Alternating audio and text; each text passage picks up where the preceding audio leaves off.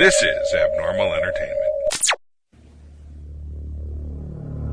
I am a real American, fight for the rights of every man. I am a real American, fight for what's right, fight for your life.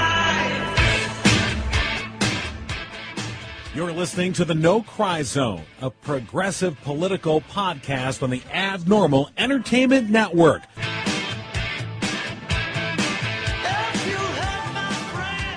All right, you are listening to the No Cry Zone. I'm John Arking. Rob Vidro's with us. Special guest. JP. JP is here. Secret identity JP. Yeah, we'll leave it at JP. David Hayes, we faked him out. Yep. And he is not with us. We geeked, left, Right. we went right. Changed the start time, said yeah, then I changed it again, and now he can't be here. So No. he says he may send us a solo rant to be added in later. So we'll see. So all right, so let's get down to it. As of today, now as we know, whenever we tape on a Wednesday, all the shit happens on Thursday. Oh, some good shit happening this week. That's what I was going to say. Yeah. And stuff is breaking today. President Trump declaring Jerusalem the capital of Israel. That's designed to just create a shitstorm. Yeah. In a area known for its shitstorms. This has been on the books. Like every president has to basically sign off on this every 6 months. No, I'm not doing it. No, I'm not doing it. Nope. That's going to fuck everything all up. Why now? Why holiday season? Why start this shitstorm now? I mean, it is. It's going to be a shitstorm. Yeah. It's going to just blow that whole region up, just like it did 3,000 years ago. Just like every other person who tries to go lay claim to Jerusalem, Right. causes a shit show. So why now? Well, I mean, it's as a lot of these things are. I think it's a bone to his base. Mm-hmm. You know, so the evangelical. Pro-Israel groups, and then the conservative Jews, who are obviously also pro-Israel, very much have wanted to see this happen. It's interesting for those that live in Israel; they've kind of always considered Jerusalem their capital anyway, and I mean, I think a majority of Israelis have, probably wrongfully so, but that's been And arrogantly so. Arrogantly so is probably a better way to put it. And but nonetheless, they feel like this was long overdue from their perspective. This is also playing right into Netanyahu's, desires. But it's already creating problems. Turkey, a key ally that we need, has stepped up and said, "Don't like this." Our Muslim allies in the region, which you can say what you will, but Turkey being a key one, but Saudi Arabia another. We need these countries to... So it's a delicate balance, let's put it that way. Yeah. It's a very precarious balance. And when somebody comes in and goes, you know what, I'm just going to slide everything onto this side of the board and see what happens, well, I guess we're going to find out. And this will certainly take all media coverage away from Michael Flynn, Papadopoulos, Manafort, who is already caught writing papers with the Russians again. Is it just a distraction and he just really does not care about the ramifications or doesn't understand the ramifications, doesn't know the history? I can't figure this move out. Yes and yes. I mean, yes, is it a distraction? Yes. Is it designed to kind of take the thunder away from these other things? Yes. My question is this: does it really matter? Because I guess I'm getting to the point now. So, for instance, another thing today, the House has overwhelmingly voted to kill the resolution from Democratic lawmakers to impeach President Trump. Which is not a surprise. I mean, it's GOP run House, and there was no way they were going to do it. But the more you're looking at this, and as I've said this before, impeachment is a political process. It is not a legal process. Right. So it doesn't matter what Bob Mueller comes up with. Almost, it really doesn't. If the Republicans in charge of Congress aren't willing to act on it, then nothing will come of it. Nothing. Until elections. Yeah. That's the first time people outside the power structure can say, all right, we're going to have a say about this. But they're betting. They are definitely all in. And when I say they, I mean, the GOP, congressional Republicans, they've put an all-in bet on Trump. I mean, you saw Trump just explicitly go ahead and endorse Roy Moore this week, and the GOP just opened up the funding spigot again, and they're just sort of like, yeah, we're just going to pretend these allegations didn't happen, and we're just not going to deal with it, and because we need this guy, we need a Republican in the Senate, we can't let the chance that a Democrat might win. So I guess I just wonder, does anyone not does anyone care, but does it matter? I just don't know that impeachment's going to. I think it's just less and less of a viable reality. I don't think it's going to happen. Right. And I think the more people wait around going, well, he's going to get impeached any day now. I'm like, you're living in fucking la la land. I don't think that's going to happen at all. No, since he came on, I knew he would never be impeached. He would resign, just like Nixon did. If that came to, if there was charges that actually got all the way through the court systems and got to him, he would make that call. It would not be up to someone else taking him out of power at all. He's just not the man he is. He's going to do it his way.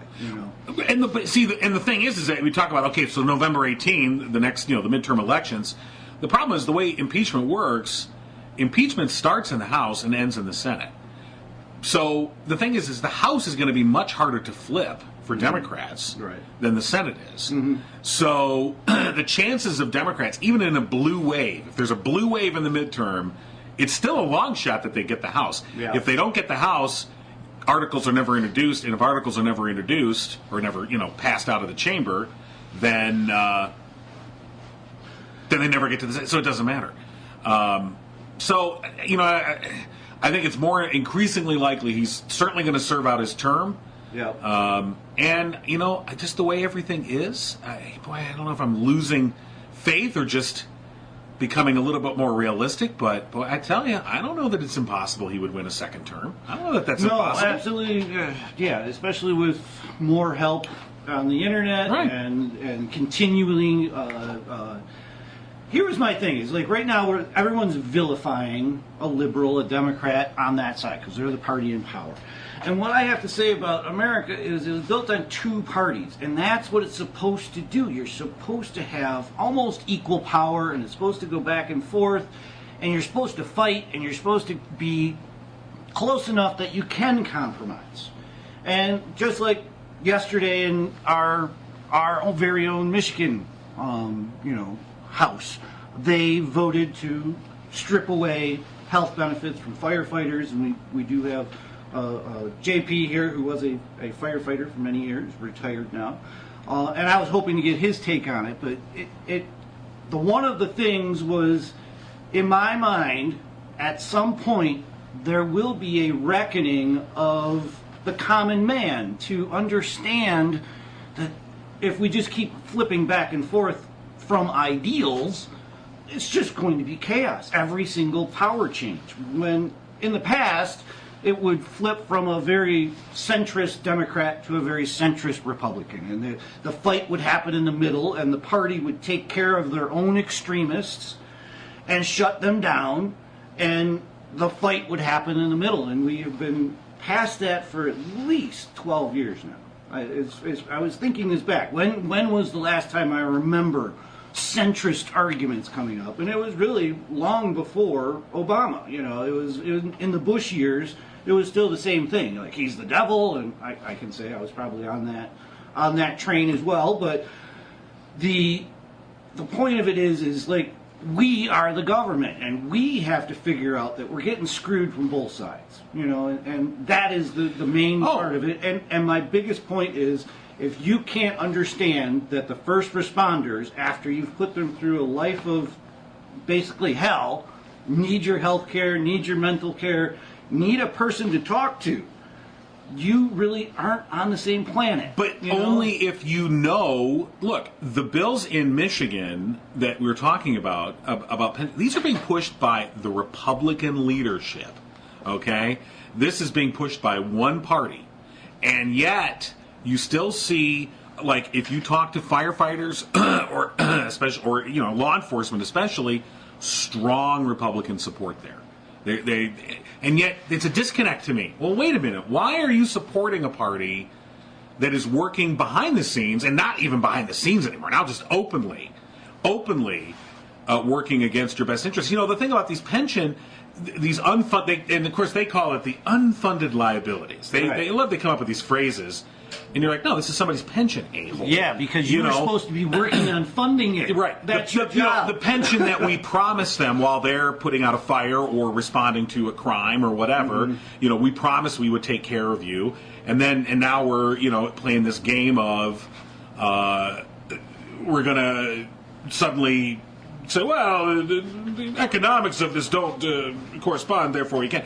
Why are these municipalities having issues funding their pensions? Because revenue sharing, all right, from the state has been drastically reduced over the past 15 years. Right. So a lot of these municipalities are cash-starved. Money that they depended on to come from Lansing has been denied to them. And so they have to make decisions about, well, do we, pay for a repair on this road, or do we pay for, to keep our sewer system up, or do we not fund our, pension thing? Well, the pension thing is going to kind of come a little bit lower on the list in terms because it's something that's not due yet. That's due 20 years from now. So I'll worry about that later.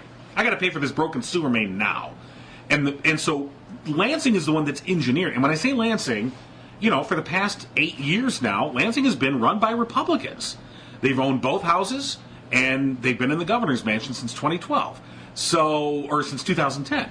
So how? It's that disconnect. That's what I'm saying. So you say, well, there'll be a reckoning with the common man. Not if the common man doesn't see what's going on here. And I'm not saying, oh, the Democrats are your saviors. They do nothing wrong. They never screw you. I'm not saying that in the least. But I'm saying right now, the Republican Party is the ones out front. On this particular issue, they're the ones that are out front doing this. Right. And, once again, back to my argument, if it was a centrist argument, if we were talking about how much funding or what programs to cut in a centrist argument, it would be a completely different argument. You know what I mean? We would be talking about, well, we might be able to take away, the earned income tax credit for corporations, or we could take away, other things in order to pay for this, or, things of that nature would happen in a centrist argument. And we've talked about this probably many, many times, but the message coming from both sides is so polar opposite. It comes down to which propaganda are you going to believe, I guess, and that's the way both sides view the other person's argument. But this is the genius of fake news. The genius of Trump specifically, but the Republicans in general, pushing this fake news, because fake news is really just any news they don't like. Any news that's contrary to their message is fake news. Doesn't matter if it's true. Doesn't matter if you can verify it and say, well, look, here's 10, unassailable facts that completely back this up. Nope, still fake news. And people just go, yep, it's fake. And it's a phrase and a concept all at the same time that people have really embodied because they don't want to. I mean, in America, we are avoidant of making hard choices. Right. We don't want to make. No, it's just easier to just Netflix and chill, man. Right. Who wants to? Whatever. So no one wants to think about shit. No one wants to talk about the hard choices that you got to make. And it's just easier when things come along. It's just easier to buy into a narrative that says, it's all good. Just don't worry about it. We got you. And when something comes along to say, yeah, but they're screwing you, i.e., they're fucking your pensions. Right. That's fake news. Fake news. Just in from the research department, they don't get Social Security for if you're a fireman or I'm getting no from my research department. That's crazy. Why have you not been paying in? They've been paying in. All right. Well, JP is a silent majority over here. he's really here, people. We don't pay into Social Security, and it's kind of like, to me, hey, I signed a contract for a $20,000 car. Mm-hmm. Now, after the contract's halfway over and it's not fitting it's not behooving to them, they change the price to $30,000 for some reason. Right. It's not fair. You don't get to change the rules after the game's played. And, you just go through, it never stops. You're never not a fireman. Right. You never not see the hell and the shit that people are fortunately not displeasured to see. And, to me, JP, that this is the same as doing it to a soldier. This is the same as that wrap them in a flag, don't screw over our soldiers. They screw over our first responders all the time. Police and fire don't have a VA, okay? Yeah. So we need a VA system that actually deals with people like this. So, JP, you just blew my mind with the Social Security. You pay and you can't. And so I quickly don't pay it. You're right. So that's the first I've heard of that. Yeah. Okay. I just Googled Social Security Michigan firefighters. Up comes from the Social Security Administration's own webpage. I had no idea.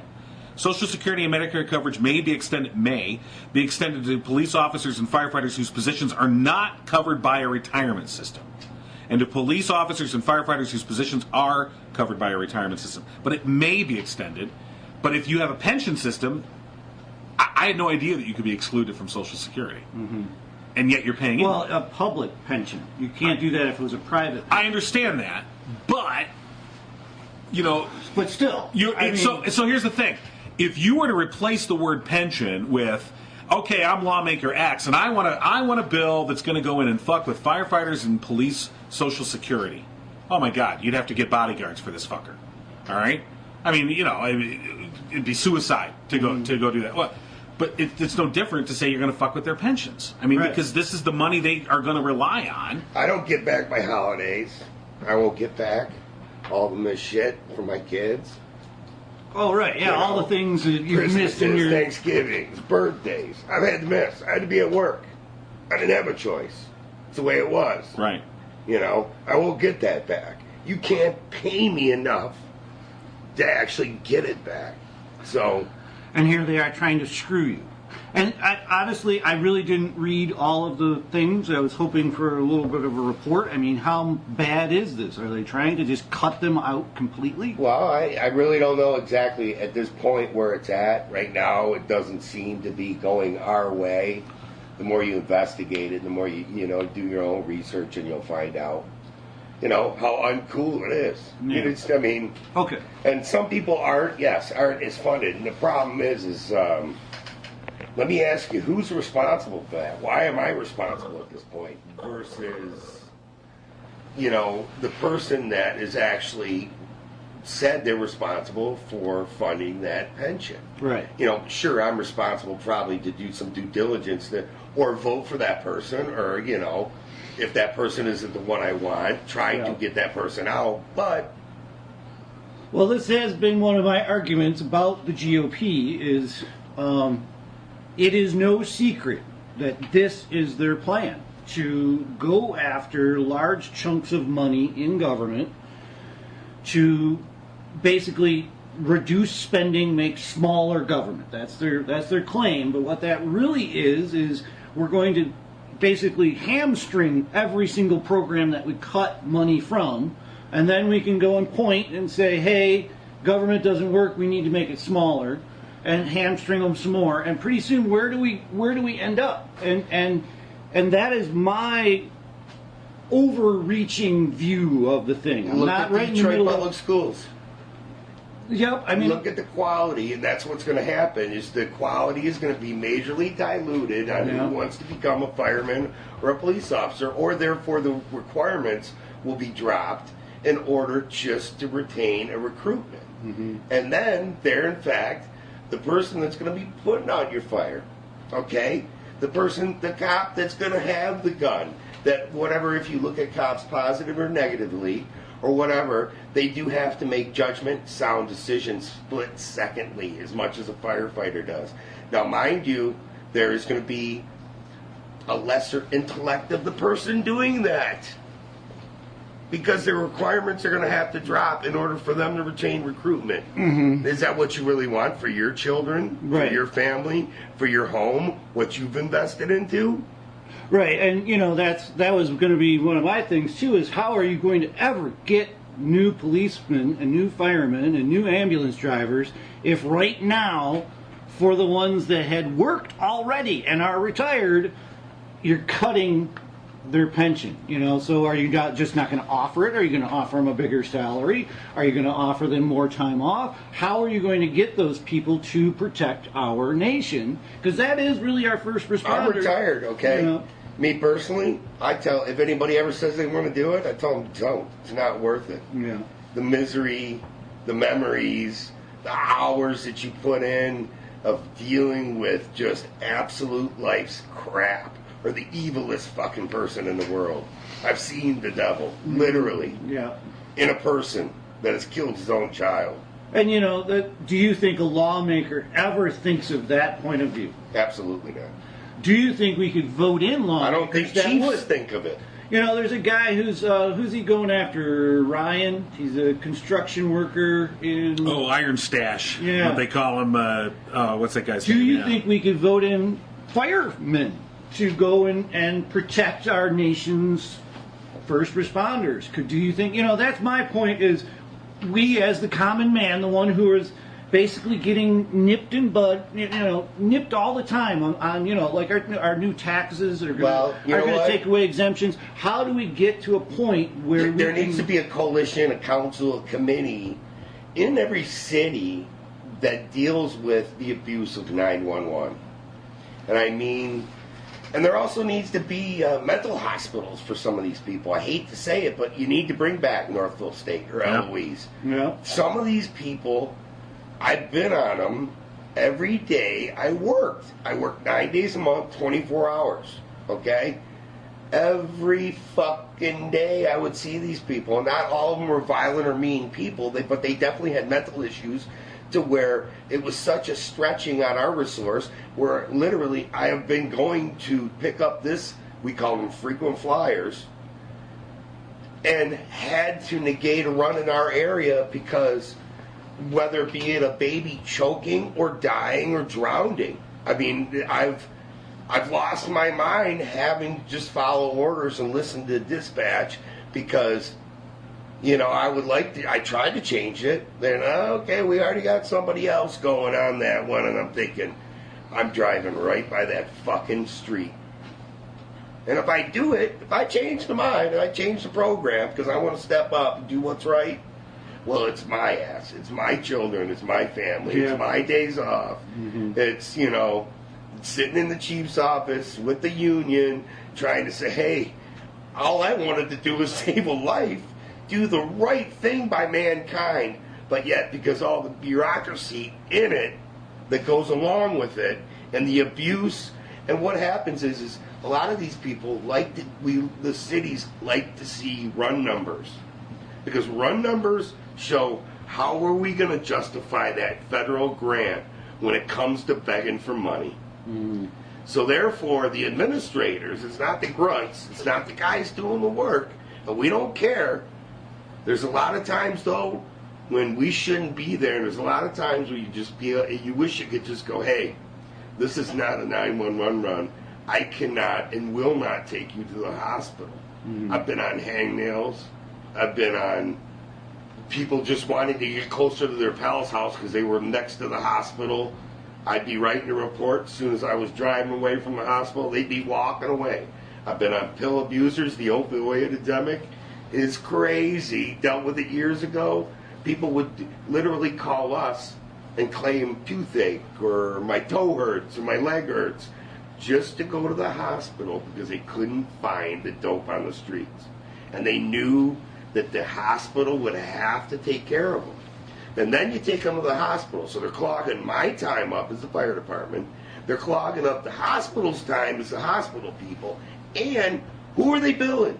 Mm-hmm. They're billing the middle class again because we're paying all the cash for the people that don't do it. I've run on people with children that knew exactly what card to give us just to get the ambulance ride. Right. As young as 2 years old, they knew to give them the green and blue card because that's going to pay for the ticket. Mm-hmm. And yet, whether or not sometimes it was warranted, I am going to say 80 to 85% of the 911 runs we went on could have been dealt with in an adult-like manner, but either they were so low income than unfortunate or mentally stunted to deal with the situation. So you've got a system, like Broken. you're describing, that's broken. I mean, absolutely, clearly broken. And you've got two parties with nary no idea how to fix it. What it's like on the street. or They design, don't know what it's like in yeah. the trenches. That's the problem. Right. And even, like I said, the chiefs of the fire department really are ignorant, or police department, are truly ignorant of what is going on between the grunt in the trench, the dispatch, and how in a real run, or what real life is like now on the streets. Because it changes. After doing it for 20 years, I seen the change of what's the beat on the street.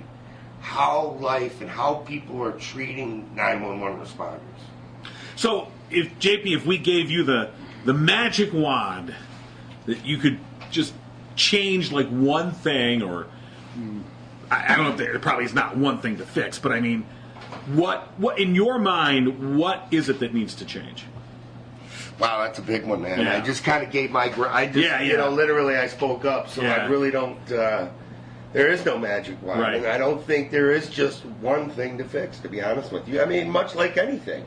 Right. You know, you really can't... I mean, a marriage, a corporation, a business, it's not always just one thing. Because if it was just one thing, life would be really easy. Yeah.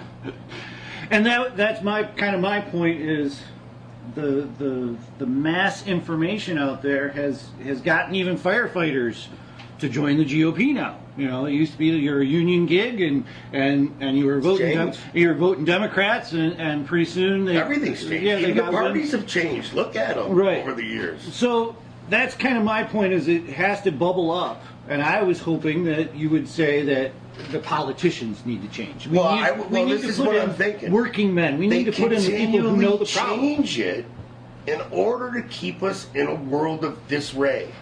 Because it's easier to have distension in the ranks because they fight amongst themselves, and normally it's easier to get your own way when you're at the top, when the bottom's like that. It's just the way it is. And I it's agree with sad when people actually use that against people in society when it's really stuff that we really need to address. I mean, Right. we really shouldn't be pussyfooting around the game here. Right. And let's say you're opioid guy who calls you in for a big toe. You know, my big toe hurts. Right then and there, that person should be basically identified and given treatment. You know, Right. for But not the here's- big toe, for the opioid addiction. But here's what And there happens is no if you program don't in treat. place. But here's what happens You if can't you kidnap them, though. That's the problem. Right, but if you take Big Toe Guy and say, all right, this is the 14th run we've had out here, we know what you're after, fuck you, Big Toe Guy gets a lawyer. Or something really happens to You know, him, and we think it's the big toe. Right. And he puts the big fucking on everybody. Right. I lose my job. I lose Exactly. my paramedic license. City's got a lawsuit. So we've got these institutions and systems that are supposed to work together, but are sometimes at cross purposes. So, for instance, the legal system is, in a lot of ways, forcing doctors and first responders to practice defensive medicine. Like, I gotta just make sure you don't come back and fuck me. It was like JP was saying, it's my family, it's my kids, it's my future. I'm not gonna put that shit on the line. Right. You know, It's not checks for and big toe It's guy. checks and balances for everybody because it's whose ass is liable. Right. Right. And either like I'm working for the sergeant. Sergeant's working for the captain. Captain's working for the battalion chief. Battalion chief's under the chief. Deputy chief. Everybody is liable in the shit stack. Whether or not you're an administrator, a director, a board of directors, the president, whoever it is, there's the shit stack. And normally it does roll downhill, but when it rolls uphill, that's when the big problems start. Because, it's better to keep everything in-house, but it's a world of liability, and nothing is in-house. I love the commercials. Even if it was your fault, call me. We'll sue and get you fucking money. What kind of world are we in? Yeah. I mean, seriously, when it's an advertisement commercial on TV, it blew me away. So, once again, I can't stress enough that the people in power are not working in the common man's interest. I mean, they are disingenuous with their speaking. Why are you in power? Is it because you feel like a small person at home and you have nothing? Or are you actually in power because you really want to change? Right. Make a better change for everybody. Well, and no matter the color, race, whatever. Just for the world to make life easier. But there's always going to be somebody. It's like the person that orders, I want extra cheese or double pepperoni on my pizza. You do it. You take that motherfucker to them. And they're like, there's something they're going to bitch about. Mm-hmm. I had them at the fire department. I saved the lady's life. She got shot in the head. Okay? She complained about the mileage discrepancy on the report, when in fact it was really 0.3 of a mile shorter than what she got charged for, that she should have got charged for. She got shot in the head, holding her baby in a car by the baby's daddy. We saved her life, and that's what she wanted to bitch about to the fire department. Had everybody come to the chief's office, everybody's reports, everybody had to sit down and fucking powwow, because we saved the bitch's life. She got charged less money, and she wanted the bitch. Yeah, people, they suck. What can we say? I guess, Rob, you're talking about the common man. When is it? I don't know that the common man, whatever that phrase denotes, but I don't know how they will ever. I guess I just feel like you've got these different sides that are, instead of sort of saying, hey, we've got a better plan to benefit you, come with us. Here's our plan. We think this is best, come with us. It really is. It's now just discrediting the other side. Yeah. That's all it really is. I mean, no one's really putting forth a positive plan of action. Right. It's just the other side will really fuck you. Yeah. You think it's bad now? Those guys are really going to screw you. I was thinking about that with Obama's campaign. Both times, not once was it like discrediting the other side. It was all about hope and this is what we can do together. And this is, first black president in the history of the United States. How did he win, first of all? Second of all, why hasn't anybody else jumped onto that message of be positive? Don't be, this guy's a sexual abuser. Be, this guy doesn't know the law. This guy is against us in our mission to make life better. That's the thing that I don't think either side wants to address. Because then they would actually have to do work. Right. They would actually have to make life better. Right. Well, it's like, JP, you were just saying, like, why does somebody get into politics or get into a position of power? What's their motivation? I mean, you look at someone like, we often, vilify Mitch McConnell or somebody, they have no ethics, or look what they're doing. And you think back, you're like, I think if you went back, almost any of these politicians, most of them, to when they originally got into this, probably, I'm willing to bet, most of the good motivations. Yeah. I want to make a difference. It is like a mafia. Once you become dirty, now you're kind of involved. I think the system... You get to taste the soup. Yeah. You want another fucking bowl, man. Right? That's a bumper sticker right there. End of the Vietnam series thing was McCain and over there in Vietnam trying to make things better, Right.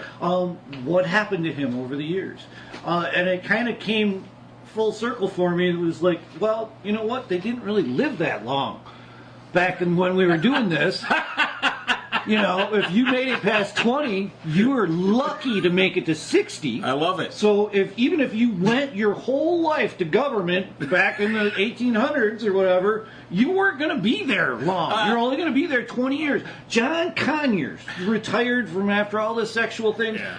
We've heard it for years, that John Conyers is a sleazeball. And he's been doing all of this shit in Detroit, not doing the right thing for Detroit. Well, for some many, of those many people years. are kept just because they have tenure. Well, and they are they're distinguished by their community, so to speak. Yeah, Yeah, And absolutely. it's sad when they're distinguished for shitty shit they do. Look at Ryan Ryan Kilpatrick. O'Keefe. What the fuck? How can you even stick up for a guy like that? Yeah. He just fucked you and the whole city. Yeah. And you're going to go, yeah, that's my guy. Makes no sense to me. Well, that's Roy Moore. That's Trump. That's it's everybody. Exactly. I mean, I think that's he what may be we have there he now. may be a sleazeball, Exactly. but he's my sleazeball. Yeah. You know, and I agree. I totally hear you. Where you go, yeah, but he's fucking you too. Yeah. You know, I mean, hello. Yeah, it is. It does make you shake your head. Although I So- think it's interesting. So there's also word today that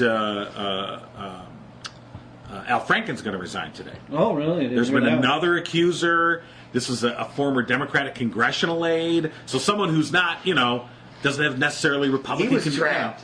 You know, Yeah. mind you, the guy was a fucking comedian. Right. So how do you stop a comedian from cutting it up around people? Okay, what he did, yeah, goofy, yeah, inappropriate, sure. But you know what? What was his relationship with that gal on the whole trip? Were they cutting it up the whole time? Was she enjoying being around a celebrity where he felt, well, this isn't a big thing? Yeah, we're off You know the what record. I mean? Right. Almost. Because, you know? like, for instance, I got 3 daughters. If that was my daughter, and that would be the conversation I had. Hey, listen, honey, is it really real? Or or was he a cool dude?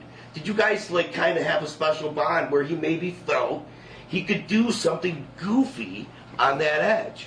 And she did have a flak jacket on, for fuck's sake. It's not like he Right. did grab her by the pussy. Right. Or do some of this other shit, you know, I mean, we're in your right mind like Conyers. You show up to his room, the dude's got underwear on. Hey, bro. I mean, Well, there's seriously. there's way did you more. fluff it too, man? You know, I mean, There's Well, way the thing more about, and I think, yeah, actually, of all the things against Franken, that first one, the thing that kind of brought, that's the one that's the least credible, almost in a sense. It's the ones now that have come out, and I guess it's the 7 accusers now, and it almost becomes a numbers game. You know, once you get over, I don't know what the number is, once you get over a certain number, it's like, well, you got to go. everybody's biting the dust. Look at Louis C.K. Filthy. Right. Filthy comedian. Right. And, you know, like, people weren't expecting something like that. I mean, you don't talk like that or have that kind of comedy without having a twisted brain. Yeah. You know, but now it seems to be too fashionable. Why does it take all these people, and it's been a span of years? Like, Well, you we know, talked about that last week on this show. I think we were saying how much of this is a reaction of all the shit that's going down now, because all these things that are coming out now, this is shit that's either been known or has been happening Well, it for years. dilutes It didn't the real. You know, What should be real right now? Yeah. To me, it dilutes that. Okay, you had your 20 years ago. That's probably when you should have said something, lady. Okay, and I get maybe you had aspirations, but you know what? Obviously, your aspirations overrode your ass. You know, and you should have said something. Now you're feeling guilty.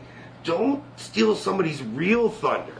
You know, because Well- it's something that should be addressed really now. Right, but is this, you know, and I It guess seems like a is- mass is this a witch hunt. there is a bit of that to it, no doubt about it. But I think it's a unfairly tilted board that's sort of righting itself.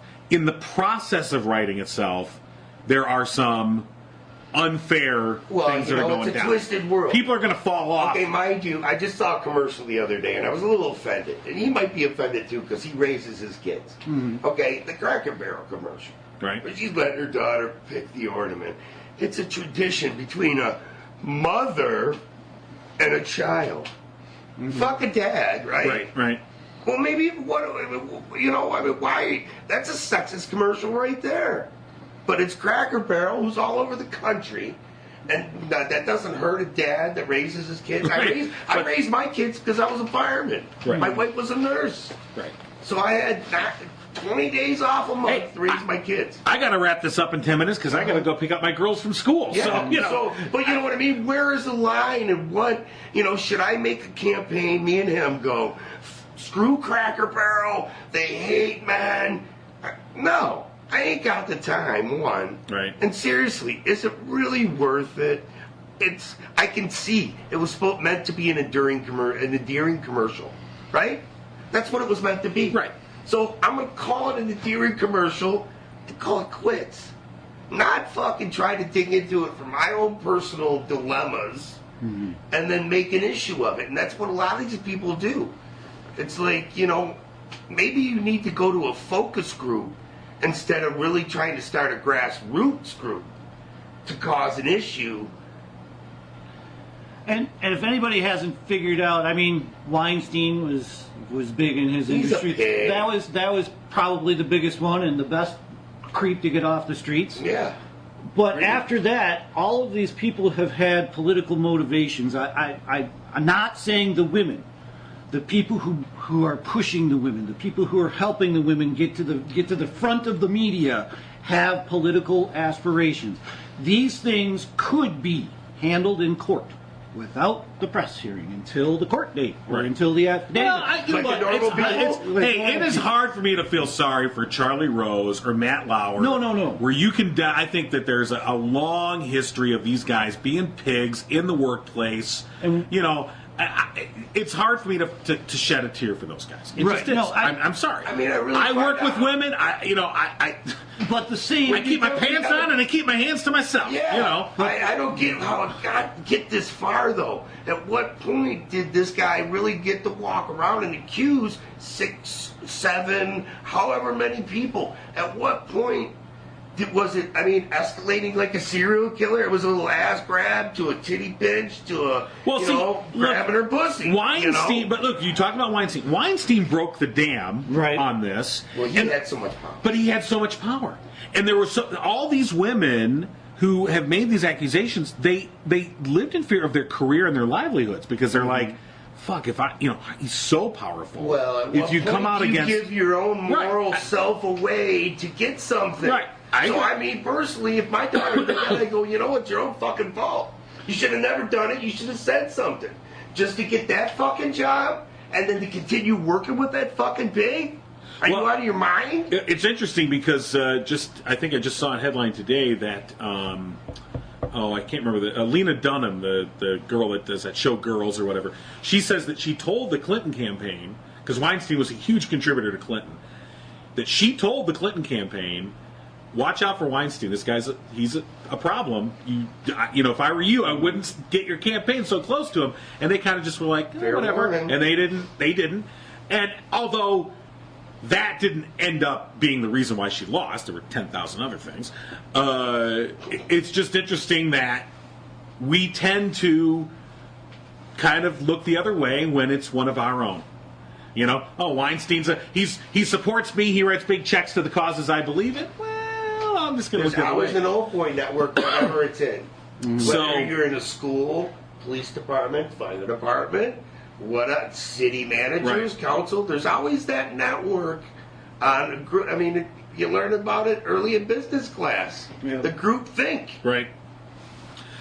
Well, interesting shit, man. Hey, JP, I'm glad you finally spoke up. I hope I entertained some folks. Yeah, no, it was very good. Very good. We didn't even miss David. You want to be, I'll tell you what, why don't you just become the new permanent member of the show? David, he was just kidding. See what happens, David? You're not here? No, we're just kidding. All right, Thanks for having me. Hey, no, thanks for being here. We appreciate it. The insight is what's awesome. Yeah, absolutely. So, all right, so we know that all hell's going to break loose tomorrow, as it always does, because we tape on Wednesday and the world fucking blows up on Thursday. And we're sending, our athletes over to South Korea this year. Right. Oh, here's the funny thing. It's just so it's funny you said that. Who knows what's going to happen? Morning, I was listening on the radio, and there was a report about how, get this, ticket sales to the Winter Olympics in Korea are down. And I'm like, imagine that. Really? I can't imagine why. Why would I not want to spend $5,000 to go to the fucking Korean Peninsula? No thanks. And see, I kind of wanted the Russians in there. I figured, Putin wouldn't let them. I don't want to have to fly there next year when I go back to Vietnam. Yeah. So, no shit.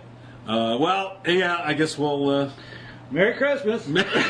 So that's where we'll leave it. All right. Well, thank you. All right, JP. Thank you very much. Rob Vidro. David, we miss you. We'll talk to you next week. We're done.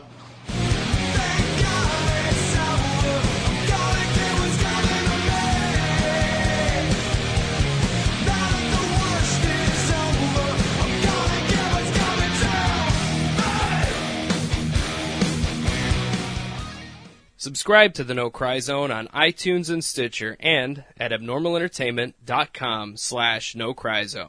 Find the No Cry Zone on Facebook and tweet at No Cry Zone. Email nocryzonepodcast@gmail.com. And for more podcasts, comics, books, movies, and more, head to abnormalentertainment.com. You've been listening to the Abnormal Entertainment Network.